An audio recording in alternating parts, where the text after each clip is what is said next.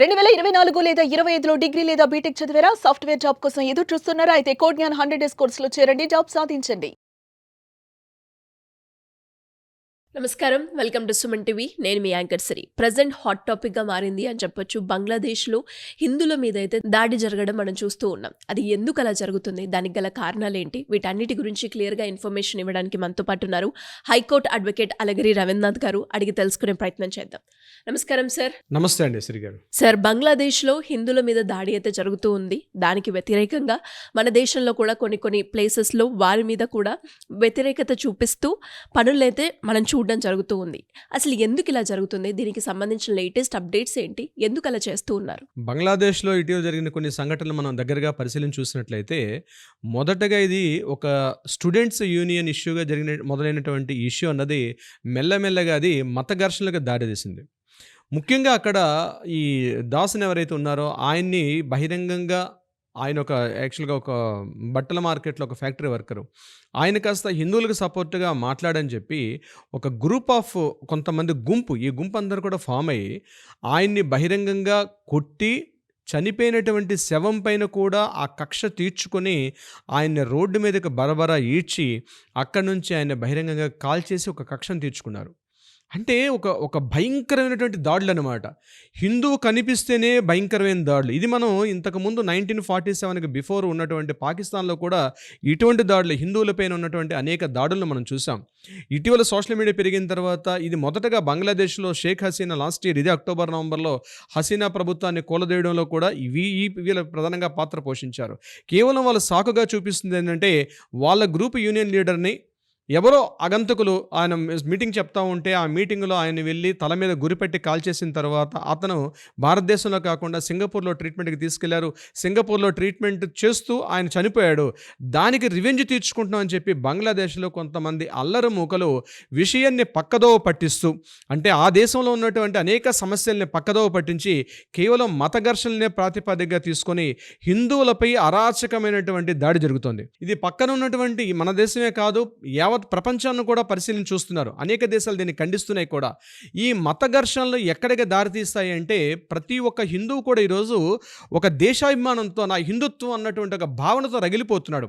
ఇదే విషయం మనం చూసినట్టయితే ఢిల్లీలోను, అదేవిధంగా ఒరిస్సాలోని పూరి జగన్నాథ స్వామి టెంపుల్ దగ్గర కూడా చాలామంది హిందువులు అటాక్ చేస్తున్నారు. అంటే మన యొక్క ఉనికిని మనం కాపాడుకోవాలి, మన హిందువులకు భద్రత అనేది లేదు. ప్రపంచ దేశాల్లో అనేక ప్రాంతాల్లో హిందువులు ఉన్నప్పుడు కూడా హిందువుల యొక్క భద్రత ఈరోజు కరువైపోయింది. ఇది మత ఘర్షణలకు దారితీస్తుంది పూర్తిగా. అంటే అక్కడ ఉన్నటువంటి సామాజిక, ఆర్థిక, రాజకీయ ఈ స్థితిగతులను పక్కన పెట్టి హిందువుల్ని చంపడంగా లక్ష్యంగా పెట్టుకున్నారు. అయితే ఎక్కడో బంగ్లాదేశ్లో జరుగుతుంటే నాకేంటండి ప్రాబ్లం అని చాలామంది కాస్త వెనుకడుగేస్తున్నారు. మన దేశం దాకా రాలేదు కదా, ఈ రోజున హైదరాబాద్లో బాగానే ఉన్నాను కదా, ఈ రోజున ఆంధ్రప్రదేశ్లో బాగానే ఉన్నాను కదా అని చాలామంది అనుకోవచ్చు. ఎగ్జాక్ట్లీ. కానీ మనం జాగ్రఫీని, అంటే భౌగోళిక స్వరూపాన్ని కానీ ఒక్కసారి తెలుసుకున్నట్లయితే, భారతదేశానికి ఉన్నటువంటి ఈస్ట్ ప్రాంతంలో మనకి కలకటాను ఆనుకొని సుమారుగా 500-600 కిలోమీటర్ల వరకు బోర్డర్ని కలిగి ఉంది బంగ్లాదేశ్. అంటే కలకటా నుంచి కిందకు వచ్చినట్లయితే మరొక 100-200 కిలోమీటర్ల కిందకు వస్తే ఒరిస్సా కనెక్ట్ అయిపోతుంది. అక్కడ నుంచి అంటే కటక్ ఉన్నటువంటి భువనేశ్వర్ ప్రాంతం, అక్కడ నుంచి ఒక 100 కిలోమీటర్ల కిందకు వస్తే మన ఆంధ్రప్రదేశ్, ఈ రోజున విశాఖపట్నం, ఇటు ఈ ప్రాంతాన్ని టచ్ అయిపోతున్నాం. జస్ట్ ఇంకా అక్కడి నుంచి ముందుకు వస్తే మన హైదరాబాద్. అంటే మనకి ఎంత డిస్టెన్స్లో ఉన్నారు, గట్టిగా చూస్తే 1500 కిలోమీటర్ల డిస్టెన్స్లో ఉంది బంగ్లాదేశ్. ఈరోజు బంగ్లాదేశ్లో ఉన్న హిందువుల దాడి కేవలం మన రాష్ట్రం దాకా వస్తుందంటే మేబీ రావచ్చు, రాకపోవచ్చు, కానీ స్పందించాలి. ఈరోజు ఒరిస్సా ప్రభుత్వం హిందువులందరూ కూడా స్పందిస్తున్నారు, ఈ దాడుల్ని ఖండిస్తున్నారు. ఇదే విషయాన్ని ఈరోజు మన ఆంధ్రప్రదేశ్, తెలంగాణ ఉంటే మేము హిందువులోనే చెప్పుకున్నటువంటి విషయాలు కావచ్చు, లేకపోతే రాజకీయ అస్థిరత ఏదైతే ఉందో ఆ దేశంలో రాజకీయ అస్థిరతను ఖండించాల్సిన పరిస్థితి కూడా ఉంది. మన రాజకీయ నాయకులు ప్రతి ఒక్కరు బయటకు వచ్చి ఈరోజు మాట్లాడాల్సిన పరిస్థితి వచ్చింది. లేకపోతే తను ఎక్కడో వీధి చివరి నిప్పంటుకుంది కదా, నా ఇంటి దాకా రాదనుకుంటే డెఫినెట్గా మన ఇంటికి కూడా ఈ రోజు కాకపోతే రేపు కాకపోతే ఎల్లుండి తప్పనిసరిగా ఆగ్రహ జ్వాలలు వచ్చే అవకాశం కూడా ఉంటుంది. ఇది కేవలం మత ఘర్షణలు మాత్రమే ప్రబలింది, అంతేనా? అంతేకాదు. విషయం చెప్పాలంటే భారతదేశానికి ఈశాన్య రాష్ట్రాలుగా 7 సిస్టర్స్గా చెప్పుకున్నటువంటి అస్సాం, మేఘాలయ, సిక్కిం, అరుణాచల్ ప్రదేశ్ ఈ రాష్ట్రాన్ని కూడా భారతదేశంలో అంతర్భాగంగా ఉన్నాయి. అక్కడ భారతదేశం నుంచి సిలిగురి అనే ప్రాంతం, అంటే వెస్ట్ బెంగాల్లో ఉన్నటువంటి చికెన్ నెక్ అంటారు. ఆ చికెన్ నెక్ ప్రాంతం అంటే సుమారుగా దాని విడ్త్ కూడా ఉండేది ఒక 40 కిలోమీటర్లు కూడా ఉండదు. గట్టిగా చెప్పాలంటే ఒక 22-30 కిలోమీటర్ల డిస్టెన్స్ నుంచి కార్లలో వెళ్తే మన ఈశాన్య రాష్ట్రాలకు వెళ్లాల్సినటువంటి దారి ఉంది. ఆ సిలిగురి ప్రాంతాన్ని కానీ వాళ్ళు ఆక్యుపై చేసుకుంటే ఈశాన్య రాష్ట్రాల్లో ఉన్నటువంటి మన దేశం యొక్క భూభాగం కూడా పూర్తిగా కనుమరుగయ్యే పరిస్థితి ఉంటుంది. పైనుంచి చైనా దాడులు, బంగ్లాదేశ్లో మత ఘర్షణలు, ఆ ఈశాన్య రాష్ట్రాలను పూర్తిగా ఆక్యుపై చేసుకున్న ఉద్దేశంతో అనేక మత ఘర్షణలు ఈరోజు అక్కడ దారితీస్తున్నాయి. ఈరోజు వాళ్ళు ప్లే చేస్తున్న ప్లే కార్డ్స్లో కూడా మాట్లాడుతున్న విషయాలు ఏంటి? భారతదేశాన్ని మేము పూర్తిగా అస్థిరతం చేస్తాము. ఈశాన్య రాష్ట్రాలు ఏవైతే 7 రాష్ట్రాలు ఉన్నాయో ఆ 7 రాష్ట్రాలను కూడా మేము స్వాధీనపరుచుకుంటామని చెప్పి వాళ్ళు అల్లరి ముక్కలు మాట్లాడుతుంటే ఈరోజు బంగ్లాదేశ్ ప్రభుత్వం దాని మీద మిన్నెట్టు కూర్చొని, అంటే ఏమీ మాట్లాడుకు నిమ్మక నీరెత్తునట్టు కూర్చుంటున్నారు. ఏదో తూతూ మంత్రంగా అక్కడ వ్యవహరిస్తున్నారు.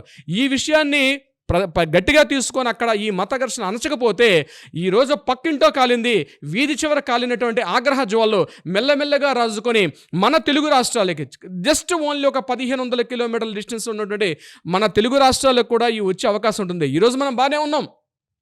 ఈరోజు మన రాష్ట్ర ప్రభుత్వాల అసెంబ్లీలో మనకి మెజార్టీలు బాగున్నాయి, కానీ తొందరలోనే ఈ ఆగ్రహ జ్వాల వచ్చే అవకాశం ఉంది. ఈరోజు వెస్ట్ బెంగాల్ పక్కగా ఉన్నటువంటి ఒరిస్సా రాష్ట్రం ఈరోజు స్పందించి వాళ్ళు పూరి జగన్నాథ స్వామి టెంపుల్గా అనేక మంది కార్యకర్తలు ఈరోజు దాన్ని ప్రభుత్వం మీద ఒత్తిడి తీసుకొస్తున్నారు. ఇది కేంద్ర ప్రభుత్వం యొక్క పని, మాది కాదనుకోకూడదు. ఇది మన ప్రభుత్వం, మనం కూడా స్పందించాల్సిన ఆవశ్యకత ఉంది. ప్రపంచ దేశాలు గుర్తించాల్సిన అవసరం ఉంది. ఐక్యరాజ్య సమితిలో కూడా ఈ విషయాన్ని మాట్లాడాల్సిన పరిస్థితి ఉంది. కేవలం కుల రాజకీయాలు, కుమ్ములాటల్లో కొట్టుకొని మనకు సంబంధం లేని కూర్చుంటే ఏదో ఒకరోజు ఈరోజు బంగ్లాదేశ్ జరుగుతున్న ఆగ్రహ జ్వాలు మనకు వచ్చే అవకాశం ఉంటుంది. అంతేకాకుండా ఇప్పుడు నేను చెప్పినట్టుగా భారతదేశం మీద మాత్రమే పూర్తిగా ఆధారపడినటువంటి దేశం ఏదైనా ఉందంటే అది బంగ్లాదేశ్. మొన్నటి వరకు బంగ్లాదేశ్లో ఇటువంటి రాజకీయ అస్థిరత లేదు, కానీ రీసెంట్గా పాకిస్తాన్ నుంచి వచ్చినటువంటి కొంతమంది ముష్కర మూకలు, జిహాద్ చెప్పినటువంటి ఐఎస్ఐ టెర్రరిస్టులు కానీ వీళ్ళందరూ కూడా ఇటీవల బంగ్లాదేశ్ ఉంటే ఆ కుర్రవాళ్ళని, అంటే ఏదైతే ఉందో ఆల్రెడీ పాకిస్తాన్ అస్తవ్యస్తమైంది. భారతదేశంలో ఎప్పుడైతే నోట్ల రద్దు కార్యక్రమం జరిగిందో ఈరోజు పాకిస్తాన్ యొక్క పరిస్థితి అస్తవ్యస్తం అయిపోయింది. ఈరోజు అక్కడ పెట్రోల్ ధర సుమారుగా చూసినట్లయితే 350 రూపాయల నుంచి 400 రూపాయలు ఉంది.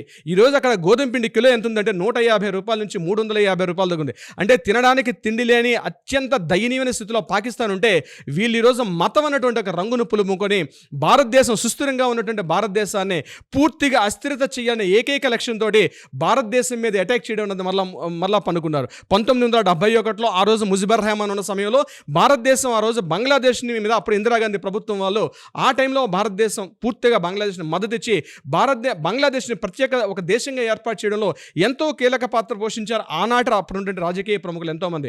ఎందుకు పాకిస్తాన్ అనేది వెస్ట్, ఈరోజు మనకు కనిపిస్తున్న పాకిస్తాన్ వెస్ట్ పాకిస్తాన్ అనేవారు బంగ్లాదేశ్ని ఈస్ట్ పాకిస్తాన్ అనే 1971 పూర్వం వరకు పిలిచేవారు. కానీ 71లో అంతర్యుద్ధం జరిగిన తర్వాత బంగ్లాదేశ్లో భారతదేశ సైనికులు సుమారుగా 4000 మంది సైనికులు, ఇది చరిత్ర మర్చిపోలేని సత్యం, 4000 మంది వీర కిషోరాలు, భారతదేశ వీర సైనికులు ఎంతోమంది ఆ రోజు బంగ్లాదేశ్ యొక్క స్వాతంత్ర్యాన్ని తెప్పించడంలో అనేక మంది చనిపోయారు. కానీ చరిత్రలో మనకు కనుమరుగైపోయి. ఇది చెప్పాల్సిన ఆవశ్యకత భారతదేశ నాయకులు, ప్రజాప్రతినిధుల మీద కూడా ఇది చాలా వరకు ఉంటుంది. 4000 మంది సైనికులు మనం ఆ రోజు 71 బంగ్లాదేశ్ యొక్క స్వాతంత్ర పోరాటంలో మునిగిపోయాం. అంతేకాకుండా భారతరత్న అవార్డు ఎవరికి ఇస్తారు? కేవలం భారతదేశం యొక్క భవిష్యత్తుని, భారతదేశానికి ఒక నాందిగా పలికినటువంటి వ్యక్తులకు మనం భారతరత్న ఇచ్చుకుంటాం. కానీ ఖాన్ అబ్దుల్ గఫార్ ఖాన్ అని చెప్పినటువంటి ఒక మహానుభావుడిని, అతను బంగ్లాదేశ్ దేశీయుడు, అతన్ని సరిహద్దు గాంధీగా పిలుచుకుంటారు. అతన్ని మనం భారతరత్న అవార్డు ఇచ్చి మనం సత్కరించుకోవడం జరిగింది. అంటే బంగ్లాదేశ్ అనేది అదొక దేశంగా ఏ రోజు మనం చూడలే.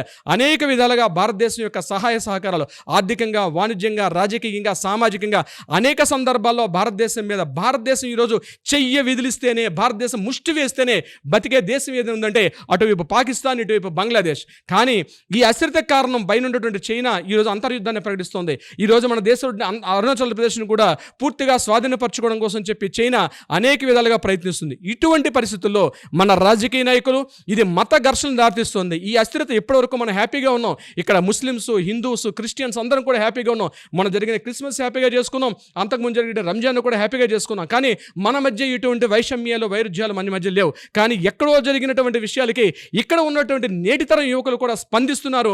వాటిని ఒక మత ఘర్షణ కానీ నడుస్తున్నట్టు హిందువుని ఒక శత్రువుగా చూసే పరిస్థితి వస్తుంది. దీన్ని ఇప్పటికే మనం అంతమొందించకపోతే రాబోయే మన ముందు తరాలకు మాత్రం భారీ మూల్యం చెల్లించుకునే అవకాశం ఉంటుంది. సిరి గారు, it was great information sir. Thank you so much. Thank you so much Siri గారు.